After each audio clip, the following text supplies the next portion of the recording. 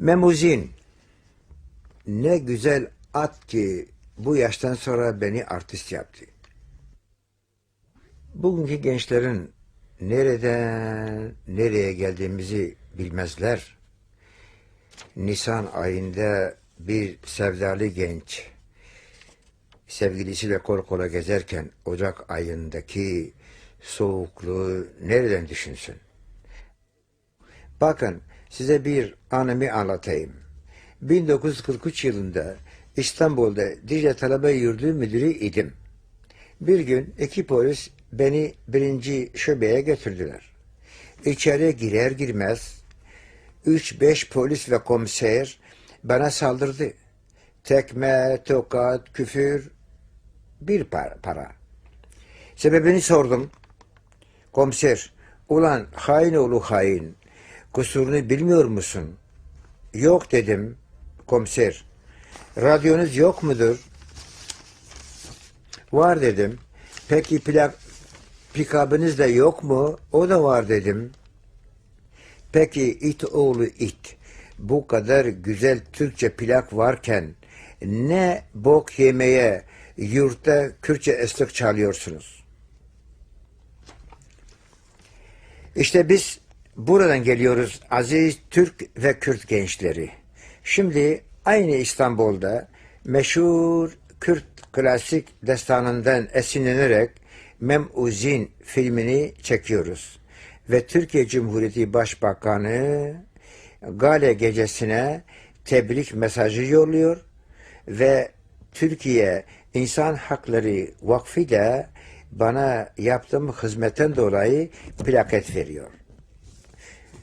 Öyle düşünüyorum ki bundan 1000 yıl önce nasıl ki biz Türk kardeşlerimizi Kürdistan'da Müslüman edip terbiye etmişsek, hatta Selçuk Han'ı bile sünnet edip adını değiştirerek Muhammed yapmışsak, bugün de yine Kürtler Türkiye'ye ve Türklere demokrasiyi getireceğiz.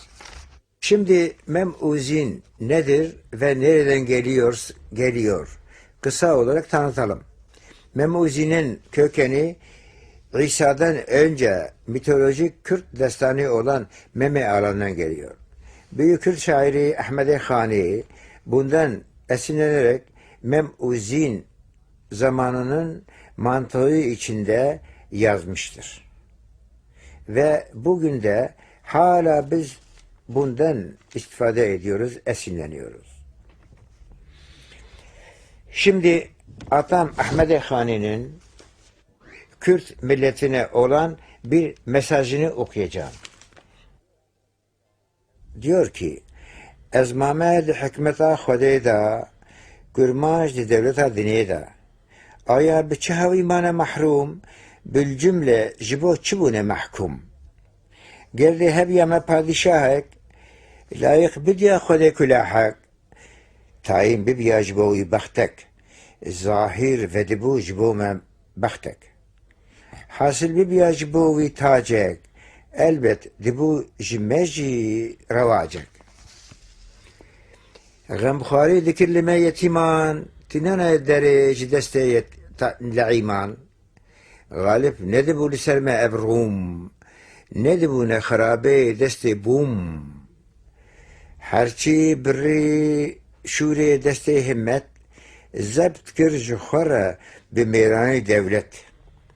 Gerdê hebiya me ittifaqek, vekra bikra me inqiyadek, Rum û Arab û Acem temamî hemiyan ji me re dikirin xulamî.